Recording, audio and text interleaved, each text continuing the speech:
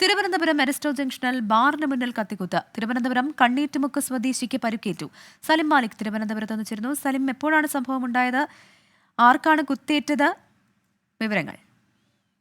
ഇതാ ഒരു 11 മണി സമയത്തോടു കൂടിയായിരുന്നു ഈ അക്രമം അരങ്ങേറിയത്. തിരുവനന്തപുരം അരിസ്റ്റോ ജംഗ്ഷനിലെ സ്വകാര്യ ബാറിന് മുൻപിലായിരുന്നു സംഭവം. ഇത് ഈ മദ്യപിക്കുന്നതിനിടെയുണ്ടായ തർക്കമാണ് ഇത്തരത്തിലേക്ക് കത്തിക്കുത്തിലേക്ക് കലാശിച്ചത് എന്നുള്ളതാണ് വിവരം. ഈ പരുക്കേറ്റ ഒരാൾ തിരുവനന്തപുരം കണ്ണേറ്റുമുക്ക് സ്വദേശിയാണ്. ഇയാൾ ഈ ബാറിൽ മദ്യപിക്കാൻ എത്തിയപ്പോൾ മറ്റൊരു സംഘം, 4 അംഗ സംഘം കൂടി അവിടെ എത്തി.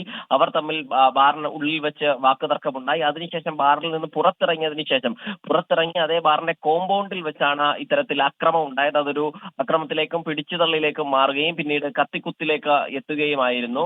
ആ നിലയിൽ പിന്നീട് ഇവർ ഈ കുത്തിയതിനു ശേഷം ഉടൻ തന്നെ ഈ 4 അംഗ സംഘം അവിടെ നിന്നും രക്ഷപ്പെട്ടു. അതിനുശേഷം അവിടെ ഉണ്ടായിരുന്നവർ തന്നെയാണ് പോലീസിനെ വിവരം അറിയിച്ചത്.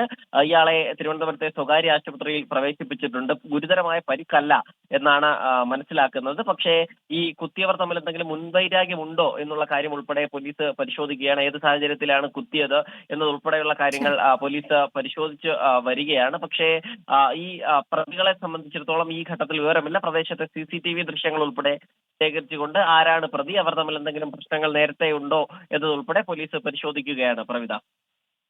ശരി, സലിം മാലിക്കാണ് വിവരങ്ങൾ നൽകിയത്.